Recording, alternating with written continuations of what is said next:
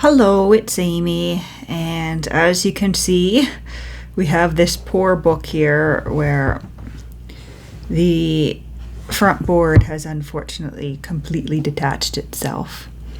But loud from this particular book by Agnes Repplier, and I've let the subscription on my video editing software lapse here. And so I can't do as I sometimes do when I read aloud here and I don't feel the camera. I can't edit video over a series of pictures afterwards. So we have to do and so we're just going to prop the phone up here. You something interesting to look at, hopefully. Let's see if we can get that. Gonna want to fall over. What if I put that there? Nope. Okay, there we go. So there's something interesting to look at. There is the poorly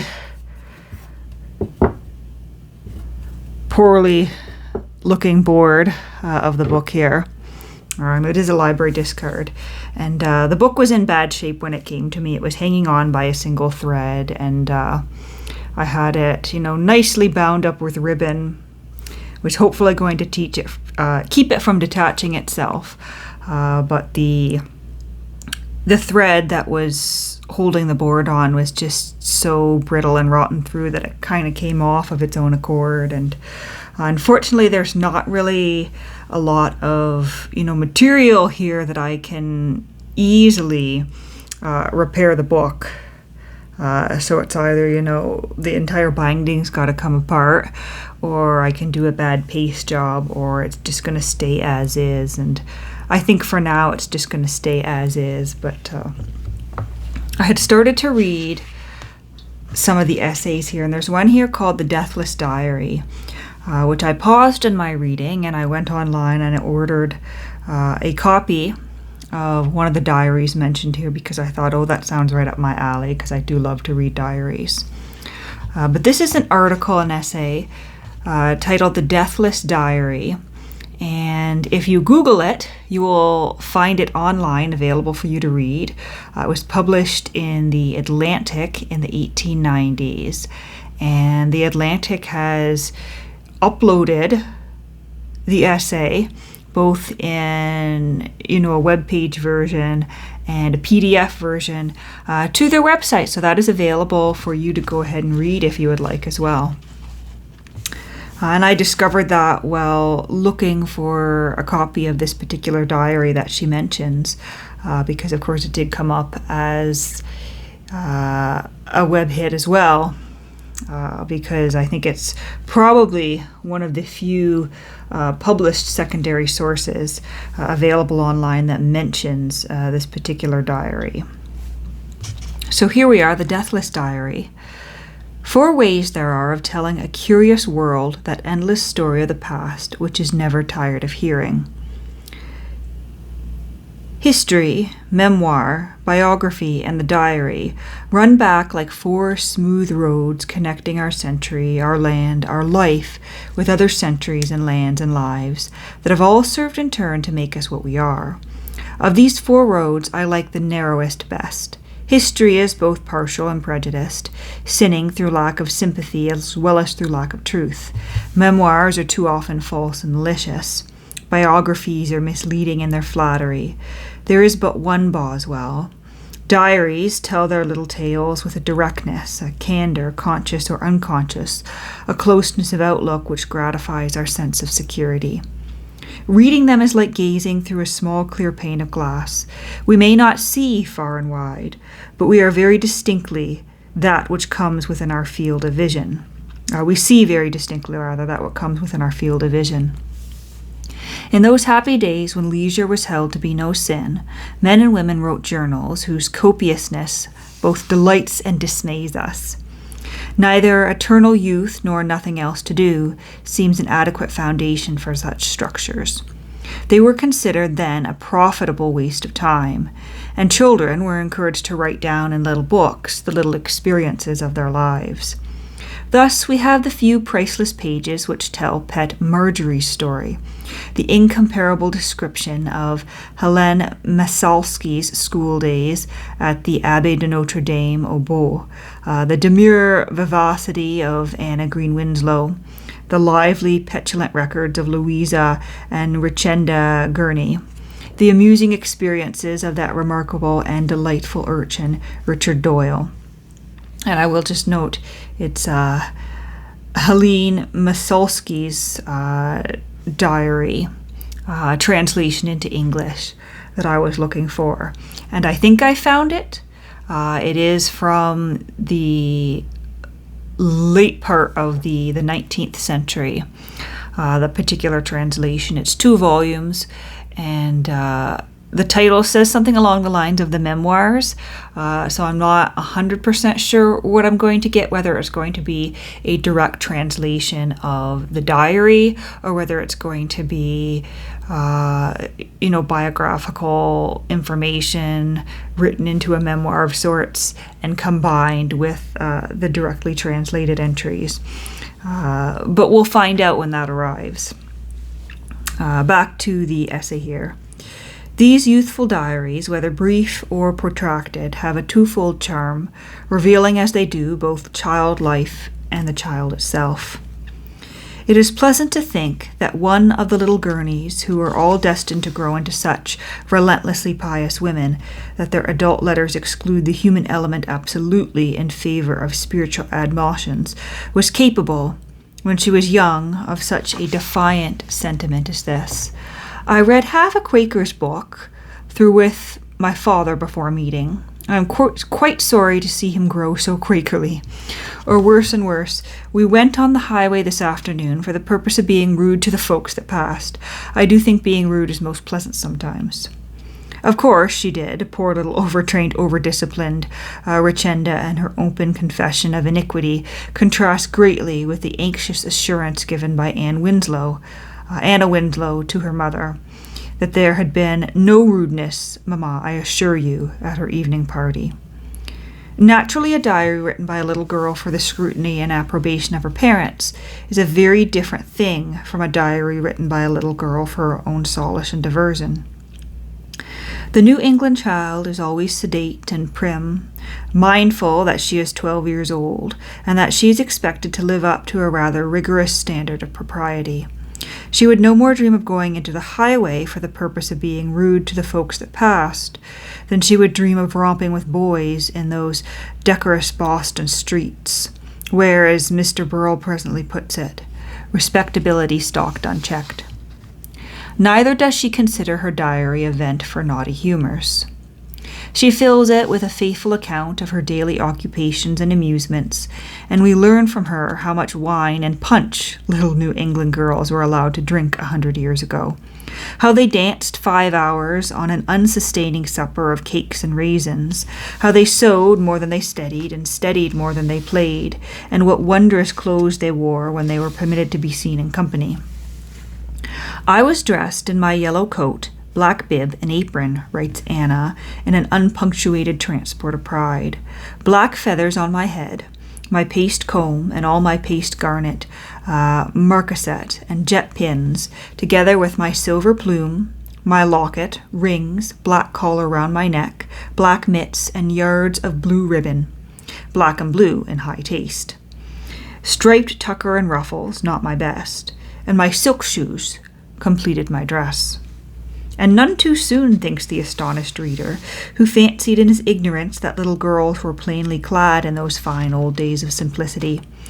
Neither Marie Baskerchef nor Helene Masalski cared more about frippery than did this small Puritan maid. Indeed, Helene, after one passionate outburst, resigned herself with great good humor to the convent uniform and turned her alert young mind to other interests and pastimes. If the authenticity of her childish copybooks can be placed beyond dispute, no youthful record rivals them in vivacity and grace. It was the fashion among the older pensionnaires of Notre Dame au Bois to keep elaborate journals, And the little Polish princess, though she tells us that she wrote so badly as to be in perpetual penance for her disgraceful tops and tails, scribbled away page after page with reckless sincerity and spirit. She is so frank and gay, so utterly free from pretense of any kind, that English readers, or at least English reviewers, appear to have been somewhat scandalized by her candor, and these innocent revelations have been made the subject of serious diatribes against convent schools, which, it hardly need be said, have altered radically in the past century, and were, at their worst, better than any home training possible in Helene Masolsky's day. And what fervour and charm in her affectionate description of that wise and witty, that kind and good nun, Madame de Roquechard. What freedom throughout from the morbid and unchildish vanity of Marie Bashkirtseff, whose diary is simply a vent for her own exhaustless egotism. There must always be some moment in life when it becomes impossible for us, however self-centered, to intrude our personalities farther upon our rebellious families and friends. There must come a time when nobody will think of us, nor look at us, nor listen to us another minute. Then, how welcome is the poor little journal, which cannot refuse our confidences. What Rousseau did on a large scale, Marie Bashkirtseff copied on a smaller one. Both made the world their father-confessor, and the world has listened with a good deal of attention to their tales, partly from an unquenchable interest in unhealthy souls, and partly from sheer self-complacency and pride. There is nothing more gratifying to human nature than the opportunity of contrasting our own mental and spiritual soundness with the disease which cries aloud to us for scrutiny. If the best diaries known in literature have been written by men, the greater number have been the work of women. Even little girls, as we have seen, have taken kindly enough to the daily task of translating themselves into the pages of pen and ink. But little boys have been wont to consider this a lamentable waste of time. It is true we have such painful and precocious records as that of young Nathaniel Mather, who happily died before reaching manhood, but not before he had scaled the heights of self-esteem and sounded the depths of despair. When a boy, a real human boy, laments and bewails in his journal that he whittled a stick upon the Sabbath day, and for fear of being seen, did it behind the door, a great reproach of God and a specimen of that atheism I brought into the world with me, we recognize the fearful possibilities of untempered sanctimony. Boyhood, thank heaven, does not lend itself easily to introspection, and seldom finds leisure for remorse. As a rule, a lad commits himself to a diary as to any other piece of work, only because it has been forced upon him by the voice of authority. It was the parental mandate, thinly disguised under parental counsel, which started young Dick Doyle on that delightful journal, in which spirited sketches alternate with unregenerate adventures and mishaps. He begins it with palpable reluctance the first day of January 1840. Fears modestly that it will turn out a hash, hopes he may be skinned alive by wildcats if he fails to persevere with it, draws an animated picture of himself in a torn tunic running away with 7 of these malignant animals that pursue him over tables and chairs, and finally settles down soberly and cheerfully to work. The entries grow longer and longer, and drawings more and more elaborate as the diary proceeds. A great deal happened in 1840, and every event is chronicled with fidelity. The Queen is married in the beginning of the year. A Princess Royal is born before its close. Hurrah, hurrah, cries loyal Dick. Prince Louis Napoleon makes his famous descent upon Boulogne, and Dick sketches his sailing dismally away on a lifebuoy. Above all, the young artist scores his first success, and the glory of having one of his drawings actually lithographed and sold is more than he can bear with sobriety. Just imagine, he writes, if I was walking coolly along and came upon the tournament in a shop window. Oh, Kirky, it would be enough to turn me inside out. He survives this joyous ordeal, however, and toils gaily on until the year's almost up and the appointed task completed. On the 3rd of December, a serious-minded uncle invites him to go to Exeter Hall, an entertainment which the other children flatly and wisely decline. What he heard in that abode of dismal oratory we shall never know, for stopping abruptly in the middle of a sentence, Uncle was going somewhere else first, and had started. Richard Doyle's diary comes to an untimely end. And this is the fate of all those personal records which have been most deeply interested and charming to us.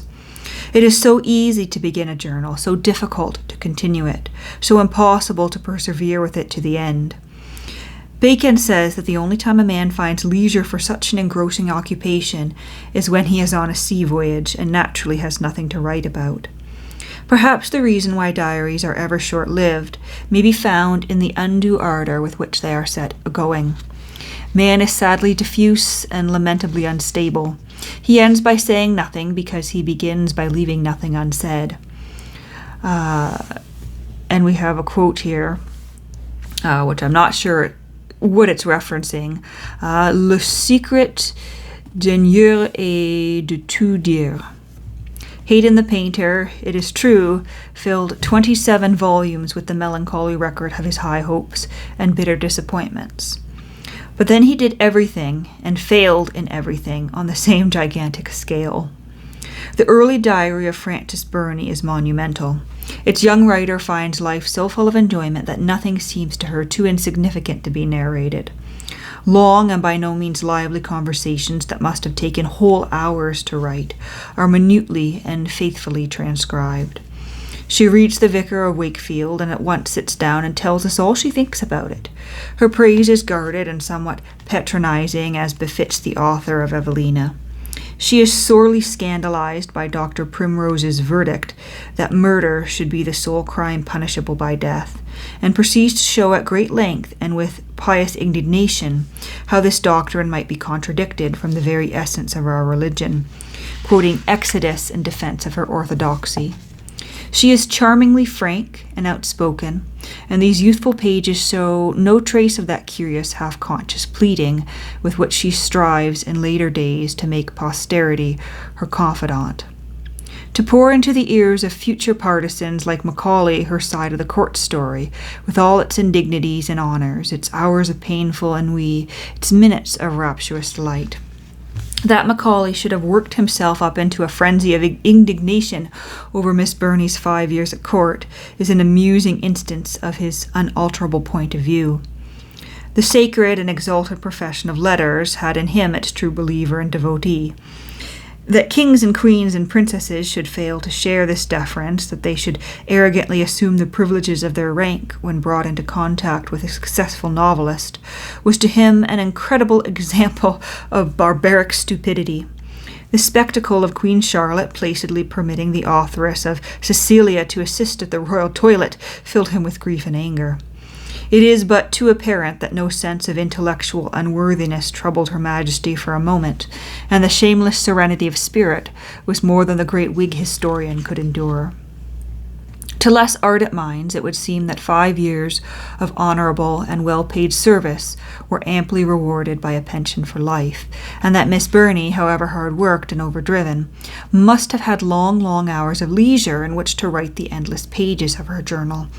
Indeed, a woman who had time to listen to Fox speaking with violence for 5 hours had time, one would imagine, for anything. Then what delicious excitation to sit blushing and smiling in the royal box and hear Miss Farren recite these intoxicating lines. Let sweet Cecilia gain your just applause, whose every passion yields to nature's laws. And if these were not enough, the king, the queen, the royal princesses all turn their heads and gaze at her for one distracting moment. To describe my embarrassment, she falters, would be impossible. I shrunk back, so astonished and so ashamed of my public situation that I was almost ready to take to my heels and run away. Well, the days of such delight are over. We may say that what we please about the rewards of modern novel writing, but what, after all, is the cold praise of reviewers compared with this open glory and exaltation?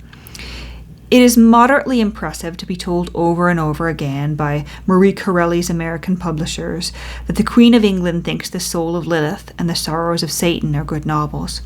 But this mere announcement, however reassuring, and it is a point on which we require a good deal of reassurance, does not thrill us with the enthusiasm we should feel if Her Majesty and the Prince of Wales and the Duke of York and the British public united in a flattering ovation. The incidents which mark the irresistible and unwelcome changes forced upon the world by each successive generation which inhabits it are the incidents we love to read about, and which are generally considered too insignificant for narration. In a single page, Addison tells us more concerning the frivolous, idle, half-torpid, wholly contented life of an 18th century citizen than we could learn from a dozen histories. His diaries, meant to be purely satiric, are now become instructive. They show us in a mirror the early hours, the scanty ablutions, washed hands, not face, the comfortable eating and drinking, the refreshing absence of books, the delightful vagueness and uncertainty of foreign news. A man could interest himself for days in the reported strangling of the Grand Vizier when no intrusive cablegram came speeding over the wires to silence and refute the pleasant voice of rumor. It is this wholesome and universal love of detail which lends to a veracious diary its indestructible charm. Charlotte Burney has less to tell us than her famous sister, but it is to her, after all, that we owe our knowledge of Dr. Johnson's worsted wig, a present, it seems, from Mrs. Thrale, and especially valued for its tendency to stay and curl, however roughly used. The doctor generally diverts himself with lying down, just after he has got a fresh wig on, writes Charlotte gaily, and this habit, it must be admitted, is death and destruction to less enduring perukes. Swift's journal to Stella, a true diary, though cast in the form of correspondence, shows us not only the playful, tender, and caressing moods of the most savage of English cynics, but also enlightens us amazingly as to his daily habits and economies. We learn from his own pen how he bought his fuel by the half-bushel, and would have been glad to buy it by the pound, how his servant, that extravagant whelp Peter, insisted on making a fire for him and necessitated his picking off the coals one by one before going to bed, how he drank brandy every morning and took his pill as regularly as Mrs. Pullet every night, and how Stella's mother sent him as gifts a parcel of wax candles and a bandbox full of small plum cakes, on which plum cakes, oh miracle of sound digestion, he breakfasted serenely for a fortnight. Now, the spectacle of Dr. Swift eating plum cakes in the early morning is like the spectacle of Mr. Pepys dining with far less inward satisfaction at his cousin's table, where the venison pasty was palpable beef. The most remarkable diary in the world is rich in the insignificance of its details. It is the sole confidant of a man who, as Mr. Lang admirably says, was his own Boswell, and its ruthless sincerity throws the truth-telling of the great biographer into the shade. Were it not for this strange cipher record, 10 years long, the world, or that small portion of it, which reads history unabridged, would know Mr. Samuel Pepys, Secretary to the Admiralty, as an excellent public servant, loyal, capable, and discreet. The bigger, lazier world, to which he is now a figure so familiar, would never have heard of him at all, thereby losing the most vivid bit of human portraiture ever given for our disedification and delight. We can understand how Mr. Pepys found time to write his diary when we remember that he was commonly in his office by 4 o'clock in the morning. We can appreciate its wonderful candor when we realize how safe he thought it was from investigation. With the reproaches of his own conscience, he was probably familiar, and the crowning cowardice of self-told lies offered no temptation to him. Why should we seek to be deceived? Asked Bishop Butler, and Mr. Pepys might have answered truthfully that he didn't. The romantic shading, the flimsy and false excuses with which we are wont to color our inmost thoughts, have no place in this extraordinary chronicle. Its writer neither deludes himself like Buchanan, nor bolsters up his soul like Rousseau with swelling and insidious pretenses. It is a true human document full of meanness and kindness, of palpable virtues and substantial misdemeanors. Mr. Pepys is unkind to his wife, yet he loves her. He is selfish and ostentatious, yet he denies himself the coveted glory of a coach and pair to give a marriage portion to his sister. He seeks openly his own profit and gratification, yet he is never without an active interest in the lives and needs of other people. Indeed, so keen and so sensible are his solutions of social problems, or what passed for such in that easy age, that had philanthropy and its rewards been invented in the reign of Charles II, we should doubtless see standing now in London streets a statue of Mr. Samuel Pepys, prison reformer and founder of benevolent institutions for improving and harrowing the poor. If the principal interest of this famous diary lies in its unflinching revelation of character, a charm no less enduring may be found in all the daily incidents it narrates.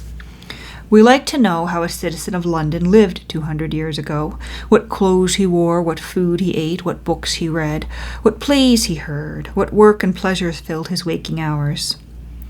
And I would greatly suggest to those who hunger and thirst after the glories of the printed page that if they will only consent to write for posterity, not as the poets say they do and do not, but as the diarist really and truly does, posterity will take them to its heart and cherish them.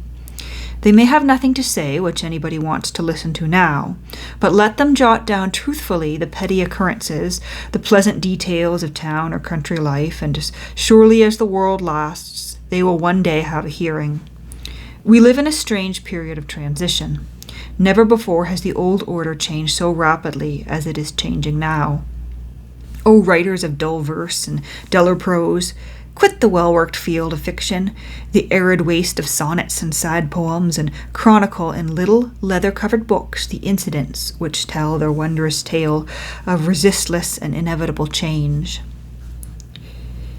Write of electric motors, of bicycles, of peace societies, of hospitals for pussycats, of women's clubs and colleges, of the price of food and house rent, of hotel bills, of new fashions in dress and furniture, of gay dinners, of extension lectures, of municipal corruption and reform, of robberies unpunished, of murders unavenged.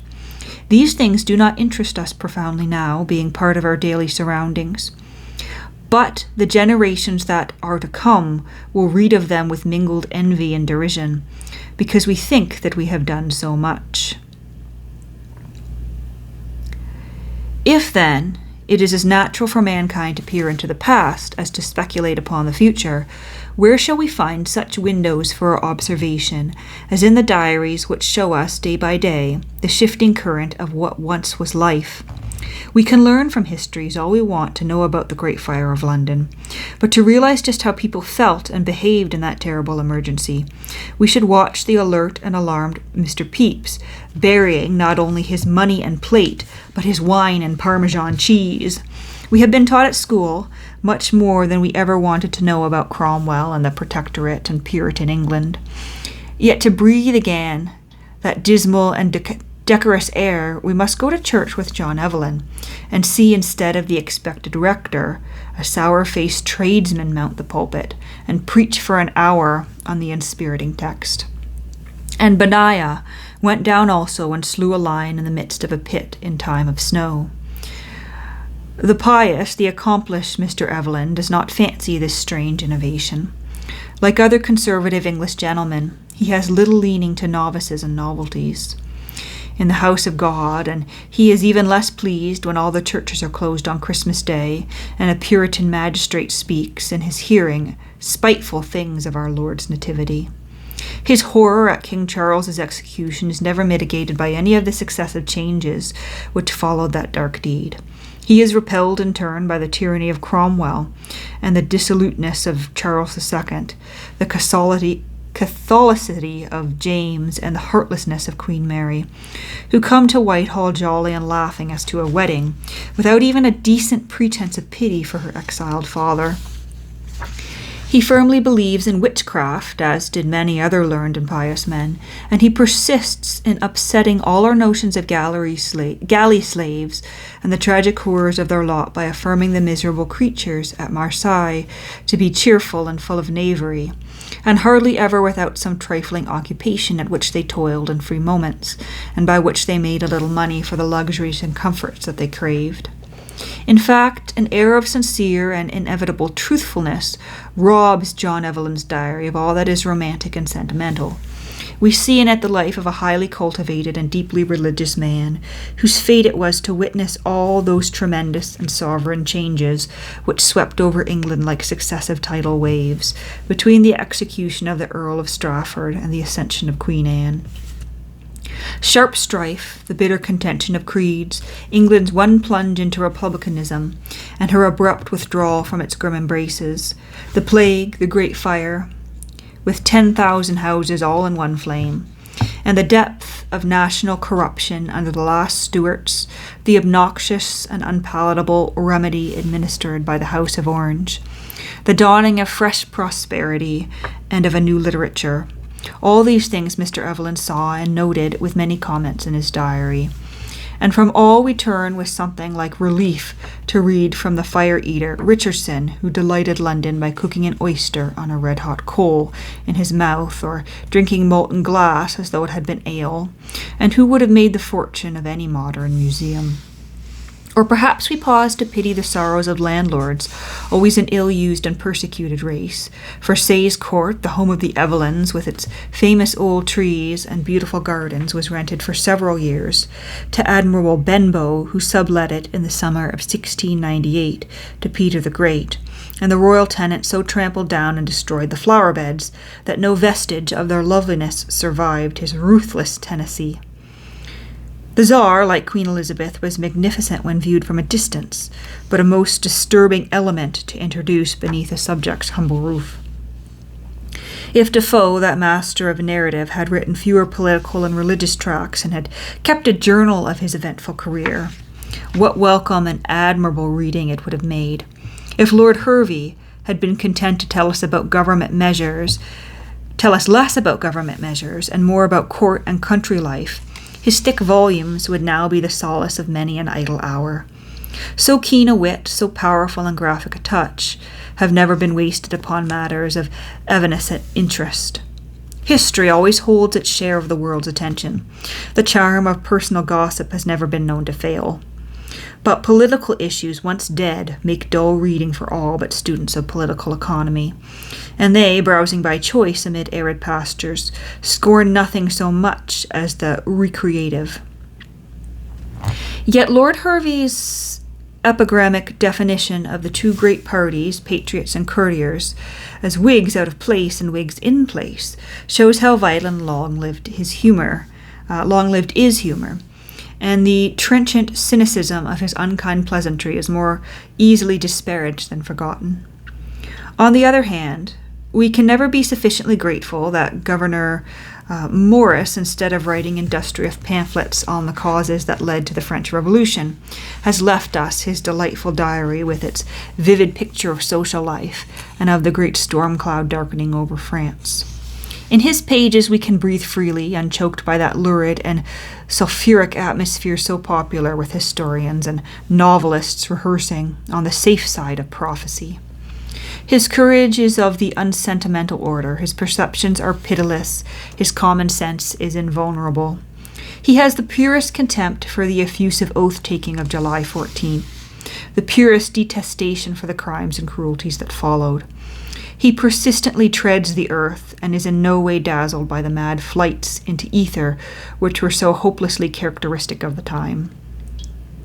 Not even Sir Walter Scott, a man as unlike Morris as day is unlike night, could be more absolutely free from the unwholesome influences which threaten the sanity of the world and of Scott's journal. It is difficult to speak with self-possession.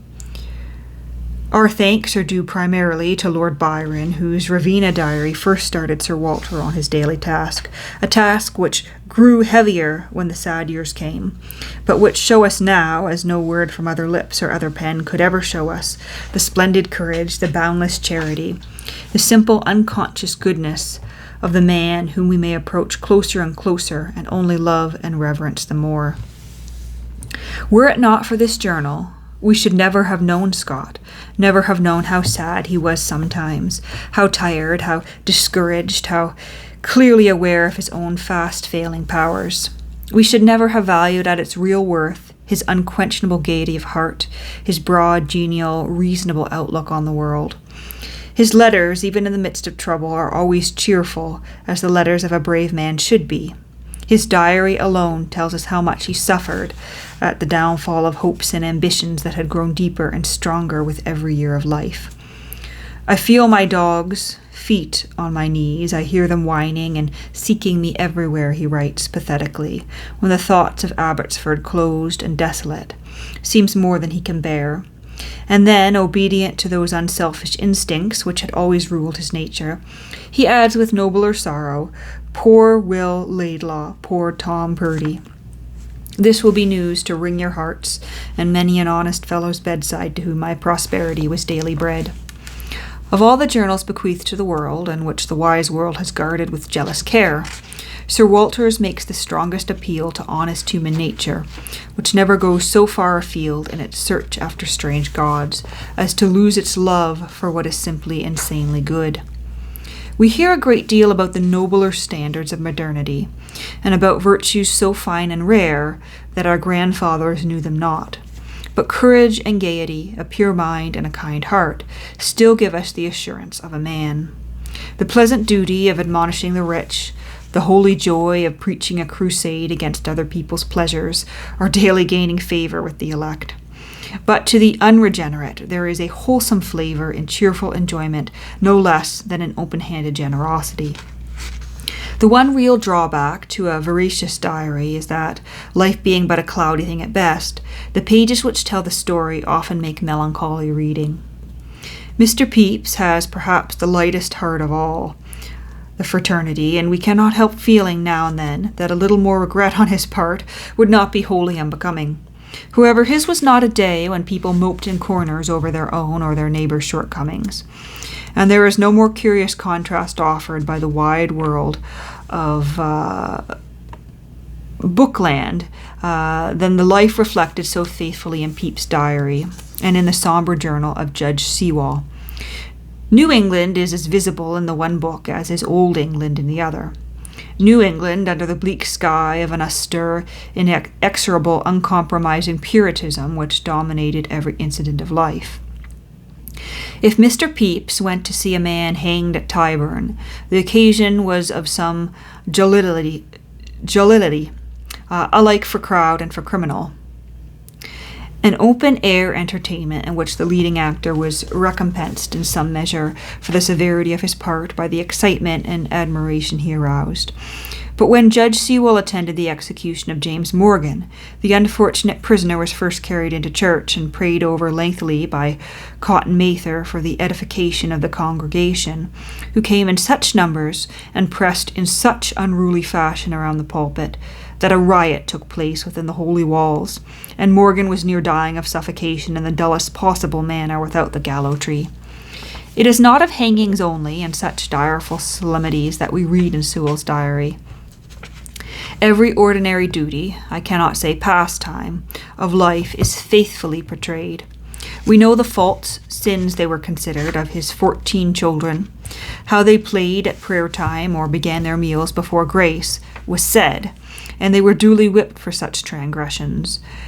We know how the judge went courting when past middle age, how he gave elderly Mrs. Winthrop china, oranges, sugared almonds, and gingerbread wrapped in a clean sheet of paper, and how he ingratiated himself into her esteem by hearing her grandchildren recite their catechism. He has a business-like method of putting down the precise cost of the gifts he offered during the progress of his various wooings. For in his own serious fashion, this grey-headed Puritan was one of the most amorous men. A pair of shoe buckles, presented to one fair widow, came to no less than 5 shillings 3 pence, and Dr. Mather's sermons, neatly bound, was still more extravagant cadeau. He was also a mighty expounder of the Scriptures, and prayed and wrestled with the sick until they were fain to implore him to desist.